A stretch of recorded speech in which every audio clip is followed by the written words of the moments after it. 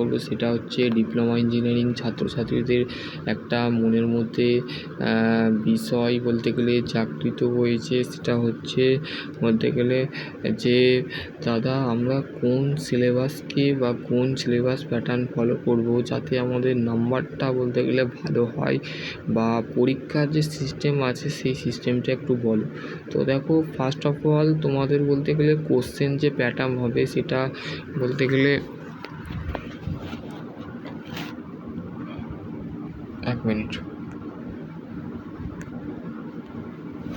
পরীক্ষার যে প্যাটার্ন আছে সেটা ইজি হতে পারে বা টাফ হতে পারে বা হার্ড হতে পারে।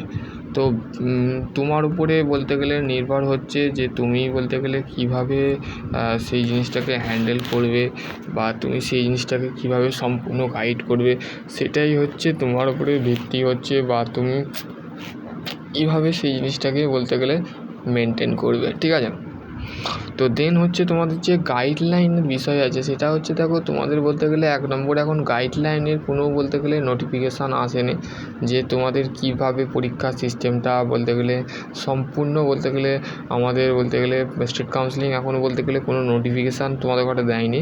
কিন্তু গাইডলাইন হিসাবে তোমাদের বলতে গেলে এখন বলতে গেলে HV যে ভাইরাস আছে সেই ভাইরাস বলতে গেলে অনেক লোক মারাও যাচ্ছে।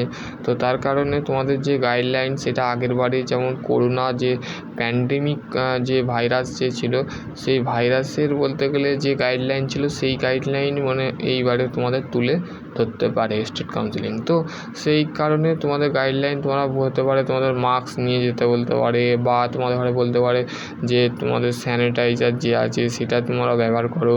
দেন তোমার যে 6 ফিট ডিস্টেন্স অফ টেবিল, ঠিক আছে, তোমার যে টেবিলে তুমি বসবে তোমার বলতে গেলে এক সাইডে একজন বসবে, এক সাইডে মানে 6 ফিট ডিস্টেন্সে তোমাদের হাতে বলতে পারে যে 6 ফিট ডিস্টেন্সে তোমাদের বসো।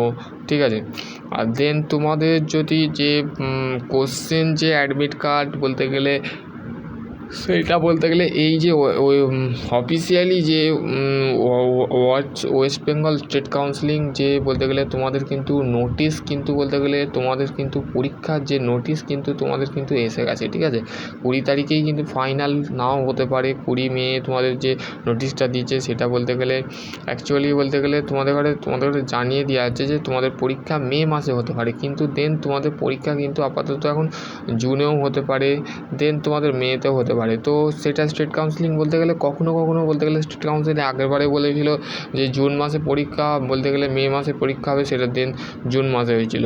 তো সেই ভিত্তি করে মাথায় রেখে কিন্তু স্টেট কাউন্সিলিং বলতে গেলে কোনো এখন বলতে গেলে সিদ্ধান্ত এতটুকুই ফাইনাল ডিসিশান নিয়ে ফেলেছে যে বলতে গেলে স্টেট কাউন্সিলিং আমি বলবো যে আর একটা মাস তোমাদের ঘরে সময় দিলে তোমাদের রেজাল্টটা যেটা আছে সেটা 100 to 100 বলতে গেলে ভালো হতো। ঠিক আছে, সেইটাই আমি কাম্য করবো স্টেট কাউন্সিলিংয়ের কাছে। তো স্টেট কাউন্সিলিং যদি আরও কোনো বলতে গেলে তোমাদের নোটিফিকেশান বা তোমাদের কলেজ থ্রু কোনো নোটিফিকেশান বা আমার কাছে কোনো আপডেট আসে তো ডেফিনেটলি তোমাকে এই চ্যানেলের মধ্যে আমি অবশ্যই দেবো।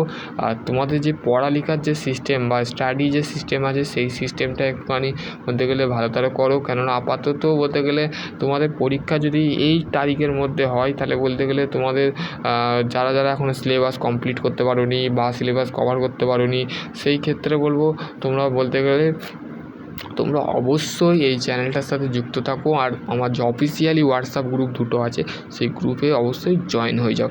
কেননা বলতে গেলে তোমাদের যে পরীক্ষার যে সিস্টেম সেই সিস্টেমটা কিন্তু এইবারে বলতে গেলে তোমাদের CCTV বলতে গেলে 2টো বা 3টে বলতে গেলে 4টে CCTV ক্যামেরা বসাতে পারে, সেই রিগার্ডিং বলতে গেলে ভিডিও আসতে পারে, এই নোটিফিকেশান আসতে পারে যে স্টেট কাউন্সিলিং বলতে গেলে 4 রুমস প্রসেস অফ CCTV। ঠিক আছে, CCTV ভাইলেন্সের মধ্যে তোমাদের বলতে গেলে পরীক্ষা যদি হয় তাহলে বলতে গেলে তোমাদের টিচার যেটা তাদের কোনো দায়িত্ব থাকবে না, কিন্তু সেই রেকর্ডটা কিন্তু স্টেট কাউন্সিলিং কিন্তু অবশ্যই চাইবে যে পরীক্ষার হলের মধ্যে টিচাররা কোনো কিছু বলতে গেলে কি বলে দিয়েছিল নাকি না দিয়েছিল সমস্ত কিন্তু বলতে গেলে স্টেট কাউন্সিলিং কিন্তু এই ভিত্তি করেই বলতে গেলে এইবারে পরীক্ষার সিস্টেমটা কিন্তু করবে। ঠিক আছে, তো সেটা মাথায় রেখে তোমাদের যে পরীক্ষার যে পড়াশোনার যে বিষয়টা আছে সেটাকে ভালো করে চালিয়ে যাও।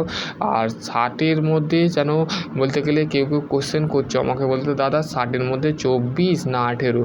তো দেখো দেন 24 আগে থেকে নিয়েছিল, তো 24ই থাকবে। তো তোমাকে 24 পেতেই হবে 60-এর মধ্যে। 24-এর কম যদি 23 বা 21 যদি পেয়ে যাও তাহলে তুমি বলতে গেলে সাপ্লি বা ব্যাক পেয়ে যাবে।